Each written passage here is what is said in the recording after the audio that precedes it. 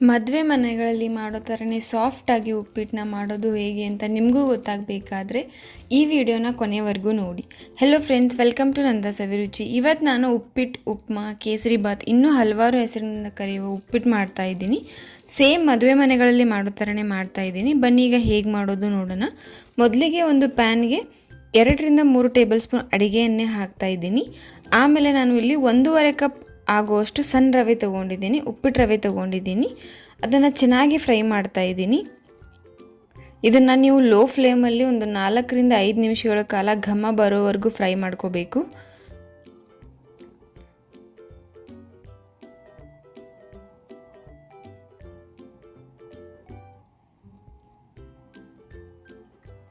ಇದನ್ನು ನೀವು complete low ಫ್ಲೇಮಲ್ಲೇ ಮಾಡಬೇಕು. ಇದನ್ನು ಸೈಡಲ್ಲಿ ತೆಗೆದಿಡ್ತಾ ಇದ್ದೀನಿ ಫ್ರೈ ಆದಮೇಲೆ. ಆಮೇಲೆ ಒಂದು ಪ್ಯಾನ್ಗೆ 2 ಟೇಬಲ್ ಸ್ಪೂನ್ ಅಡುಗೆ ಎಣ್ಣೆ ಹಾಕ್ತಾಯಿದ್ದೀನಿ. ಆಮೇಲೆ ಅರ್ಧ ಟೇಬಲ್ ಸ್ಪೂನ್ ಜೀರಿಗೆ ಹಾಕ್ತಾಯಿದ್ದೀನಿ. ಆಮೇಲೆ 1/4 ಟೇಬಲ್ ಸ್ಪೂನ್ ಸಾಸಿವೆ ಹಾಕ್ತಾಯಿದ್ದೀನಿ. ಆಮೇಲೆ 1 ಟೇಬಲ್ ಸ್ಪೂನ್ ಕಡಲೆ ಬೀಜ ಹಾಕ್ತಾಯಿದ್ದೀನಿ. ಆಮೇಲೆ 2 ಟೇಬಲ್ ಸ್ಪೂನ್ ಆಗುವಷ್ಟು ಉದ್ದಿನಬೇಳೆ ಹಾಕ್ತಾಯಿದ್ದೀನಿ. ಇದನ್ನೆಲ್ಲ ಹಾಕ್ಬಿಟ್ಟು ಚೆನ್ನಾಗಿ ಒಂದು 30 ಸೆಕೆಂಡ್ ಫ್ರೈ ಮಾಡ್ತಾಯಿದ್ದೀನಿ. ಆಮೇಲೆ ಇದಕ್ಕೆ 2-3 ಗೋಡಂಬಿ ಹಾಕ್ತಾಯಿದ್ದೀನಿ. ಆಮೇಲೆ ಕಟ್ ಮಾಡಿರೋ ಕರಿಬೇವು ಹಾಕ್ತಾಯಿದ್ದೀನಿ. ಇದನ್ನು ಕಟ್ ಮಾಡಿ ಹಾಕೋದ್ರಿಂದ ಘಮ ಚೆನ್ನಾಗಿ ಬರುತ್ತೆ, ಅದಕ್ಕೆ ಕಟ್ ಮಾಡಿ ಹಾಕ್ತಾಯಿದ್ದೀನಿ. ಆಮೇಲೆ 2 ನಿಮಿಷಗಳ ಕಾಲ ಇದನ್ನು ಫ್ರೈ ಮಾಡ್ಕೋಬೇಕು. ಗೋಡಂಬಿ ಗೋಲ್ಡನ್ ಬ್ರೌನ್ ಆಗಬೇಕು. ಆಮೇಲೆ ಇದಕ್ಕೆ 1 ಮೀಡಿಯಮ್ ಸೈಜ್ ಈರುಳ್ಳಿನ ಕಟ್ ಮಾಡಿ ಹಾಕ್ತಾಯಿದ್ದೀನಿ. ಇದನ್ನು ಕೂಡ 30 ಸೆಕೆಂಡ್ ಫ್ರೈ ಮಾಡ್ಕೊಳ್ತಿದ್ದೀನಿ. ಆಮೇಲೆ 4 ಹಸಿಮೆಣಸಿನಕಾಯಿ ಸಣ್ಣದಾಗಿ ಕಟ್ ಮಾಡಿ ಹಾಕ್ತಾಯಿದ್ದೀನಿ.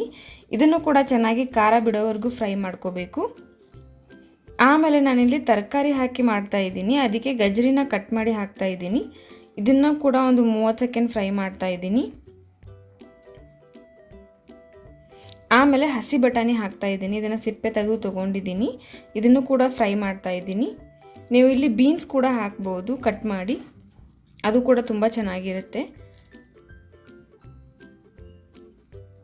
ಎಲ್ಲ ತರಕಾರಿನೂ ಚೆನ್ನಾಗಿ ಎಣ್ಣೆಯಲ್ಲಿ ಫ್ರೈ ಮಾಡ್ಕೊಂಡ್ಮೇಲೆ ಇದಕ್ಕೆ ಟೊಮೆಟೊ ಹಾಕ್ತಾಯಿದ್ದೀನಿ. ಅದನ್ನು ಕೂಡ ಟೊಮೆಟೊ ಸಾಫ್ಟ್ ಆಗೋವರೆಗೂ ಫ್ರೈ ಮಾಡ್ಕೊಳ್ತಿದ್ದೀನಿ. ಆಮೇಲೆ ನಾನಿಲ್ಲಿ ಹಸಿ ಕೊಬ್ಬರಿನ ತುರಿದು ಹಾಕ್ತಾಯಿದ್ದೀನಿ. ಹಸಿ ಕೊಬ್ಬರಿ ಹಾಕೋದ್ರಿಂದ ಟೇಸ್ಟ್ ತುಂಬ ಚೆನ್ನಾಗಿ ಡಿಫ್ರೆಂಟಾಗಿ ಬರುತ್ತೆ. ಇದನ್ನು ಎಣ್ಣೆ ಬಿಡೋವರೆಗೂ ಫ್ರೈ ಮಾಡ್ತಾಯಿದ್ದೀನಿ. ಅಂದರೆ 2 ನಿಮಿಷಗಳ ಕಾಲ ಫ್ರೈ ಮಾಡ್ಕೋಬೇಕು. ಆಮೇಲೆ ರುಚಿಗೆ ತಕ್ಕಷ್ಟು ಉಪ್ಪು ಹಾಕ್ಕೊಳ್ತಿದ್ದೀನಿ. ಅದನ್ನು ಚೆನ್ನಾಗಿ ಎಲ್ಲ ತರಕಾರಿ ಜೊತೆ ಮಿಕ್ಸ್ ಮಾಡ್ಕೊಳ್ತಾ ಇದ್ದೀನಿ. ಈಗ ಹುರಿದಿಟ್ಕೊಂಡಿರೋ ರವೆ ಹಾಕ್ತಾಯಿದ್ದೀನಿ.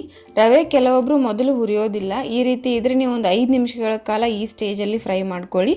ನೀವು ಆಲ್ರೆಡಿ ಹುರಿದಿದ್ರೆ ಈ ಸ್ಟೇಜಲ್ಲಿ 1 ನಿಮಿಷಗಳ ಕಾಲ ಎಲ್ಲ ತರಕಾರಿಗಳ ಜೊತೆ ಮಿಕ್ಸ್ ಮಾಡಿ 1 ನಿಮಿಷಗಳ ಕಾಲ ಹುರಿದ್ರೆ ಸಾಕಾಗುತ್ತೆ.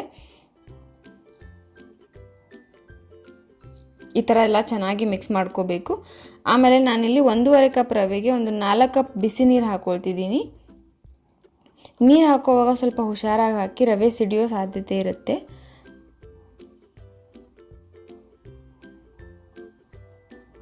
ನೀರು ಹಾಕಿದ್ಮೇಲೆ ಚೆನ್ನಾಗಿ ಇದನ್ನು ಮಿಕ್ಸ್ ಮಾಡ್ಕೊಳ್ತಿದ್ದೀನಿ.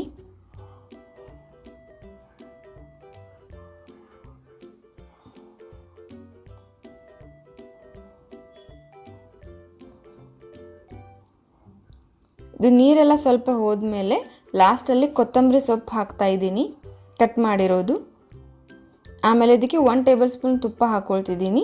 ತುಪ್ಪ ಹಾಕಿ ಕೊತ್ತಂಬರಿ ಹಾಕಿ ಚೆನ್ನಾಗಿ ಒಂದ್ಸಲ ಮಿಕ್ಸ್ ಮಾಡಿದ್ರೆ ಸೂಪರ್ ಟೇಸ್ಟಿಯಾಗಿರೋ ಉಪ್ಪಿಟ್ಟು ರೆಡಿ ಆಗುತ್ತೆ. ನೀವು ಒಂದ್ಸಲ ಟ್ರೈ ಮಾಡಿ, ತುಂಬ ಚೆನ್ನಾಗಿರುತ್ತೆ. ನೀವು ಇನ್ನೂ ನಮ್ಮ ಚಾನಲ್ನ ಸಬ್ಸ್ಕ್ರೈಬ್ ಮಾಡಿಲ್ಲ ಅಂತಂದರೆ ಪ್ಲೀಸ್ ಈಗಲೇ ಹೋಗಿ ಸಬ್ಸ್ಕ್ರೈಬ್ ಮಾಡಿ. ಮತ್ತು ಇದೇ ರೀತಿ ನಾನು ಹಾಕೋ ಎಲ್ಲ ವೀಡಿಯೋ ನೋಟಿಫಿಕೇಷನ್ಗೆ ಪಕ್ಕದಲ್ಲಿರೋ ಬೆಲ್ ಐಕಾನ್ನ ಕ್ಲಿಕ್ ಮಾಡಿ. ಮತ್ತು ಈ ವಿಡಿಯೋ ನಿಮಗೆ ಇಷ್ಟ ಆಗಿದರೆ ಪ್ಲೀಸ್ ಲೈಕ್ ಮಾಡಿ, ಶೇರ್ ಮಾಡಿ, ಕಮೆಂಟ್ ಮಾಡಿ. ಮತ್ತು ಇದೇ ರೀತಿ ಟೇಸ್ಟಿ ರೆಸಿಪೀಸ್ಗೆ ನಮ್ಮ ಚಾನಲ್ನ ಸಬ್ಸ್ಕ್ರೈಬ್ ಮಾಡೋದನ್ನು ಮರಿಬೇಡಿ. Thank you.